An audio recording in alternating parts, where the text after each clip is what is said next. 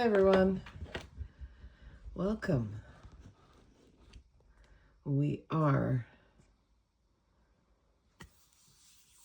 going to read the Bible this morning.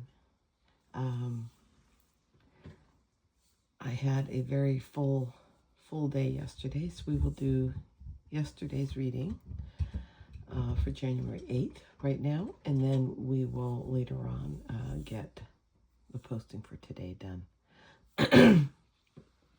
So, we are in the New Living Translation reading the book of Job.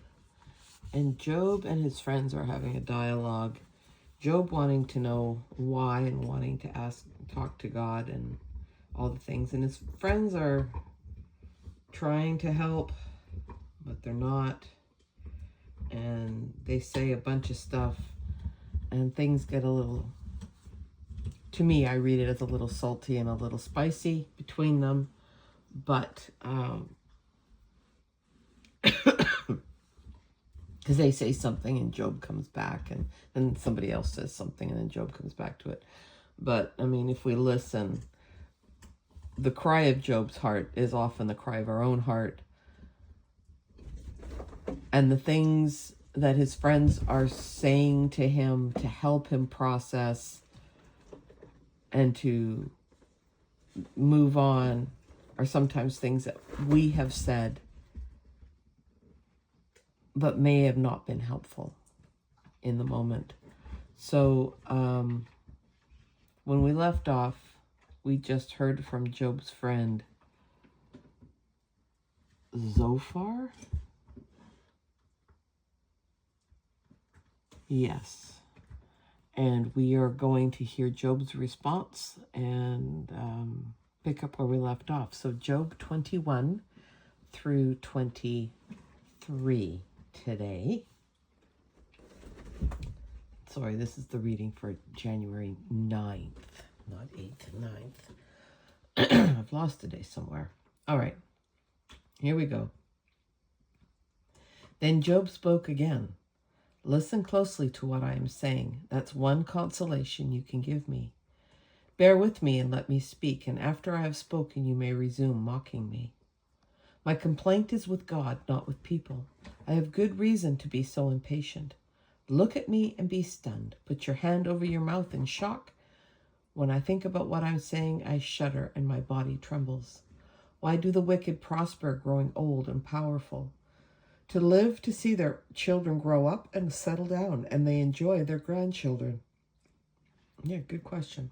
Their homes are safe from every fear, and God does not punish them. Their bulls never fail to breed, and their cows bear calves and never miscarry. They let their children frisk about like lambs, and their little ones skip and dance. They sing with tambourine and harp.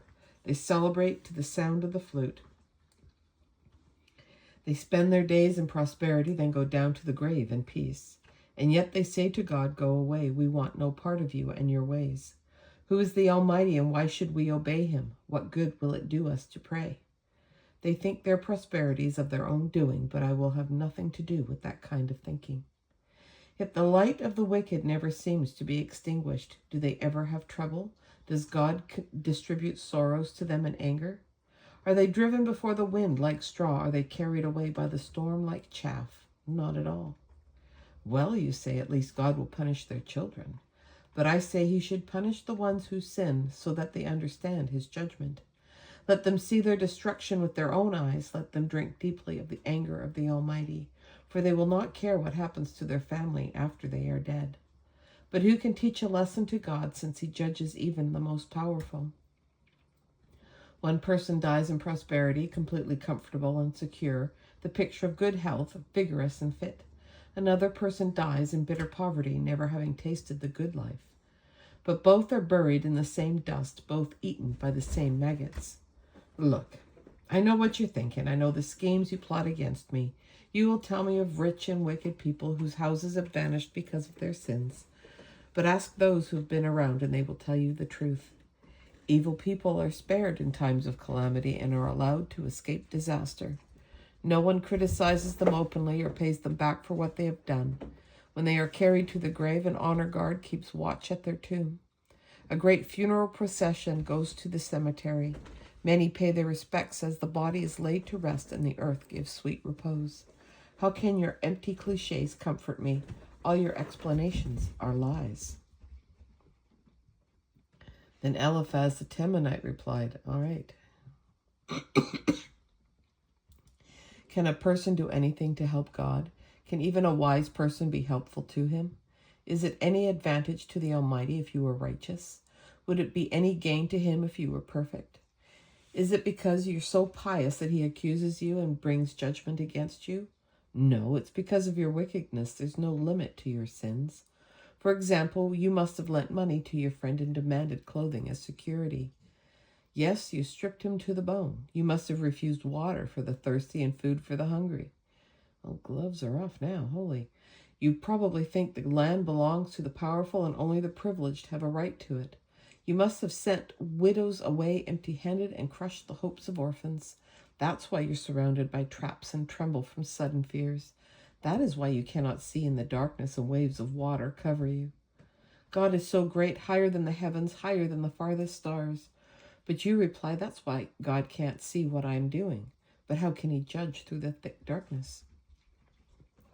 For thick clouds swirl about him and he cannot see us. He is way up there walking on the vault of heaven. Will you continue on the old paths where evil people have walked? They were snatched away in the prime of life, the foundations of their lives washed away. For they said to God, leave us alone. What can the Almighty do to us?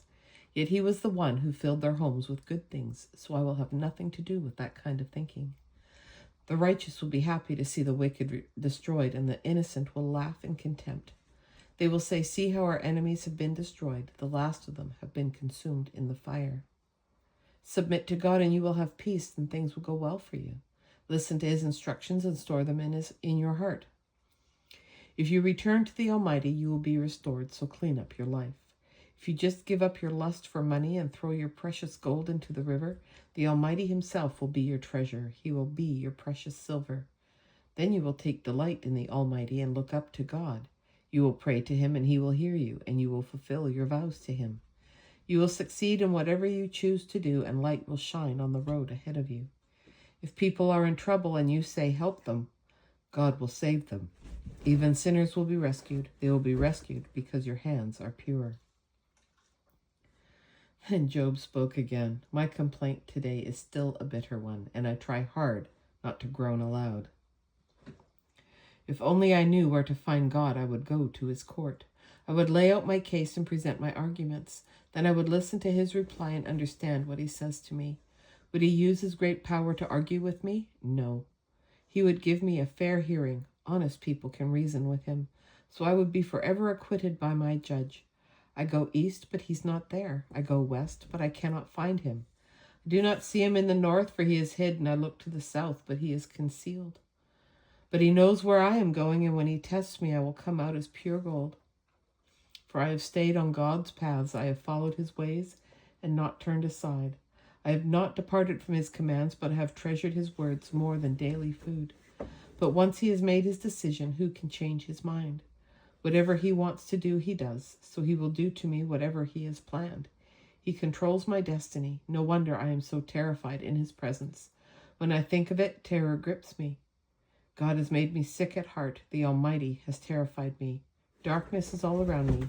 Thick, impenetrable darkness is everywhere. And that is our reading for January 9th, 2026. And yeah, we've said it many times, just like Job. Just when we need him, God doesn't seem to be around. But he is, I promise. Anyways, know you are loved. Know that you are welcome. Hope you'll join me on the next one. Take care, and bye for now.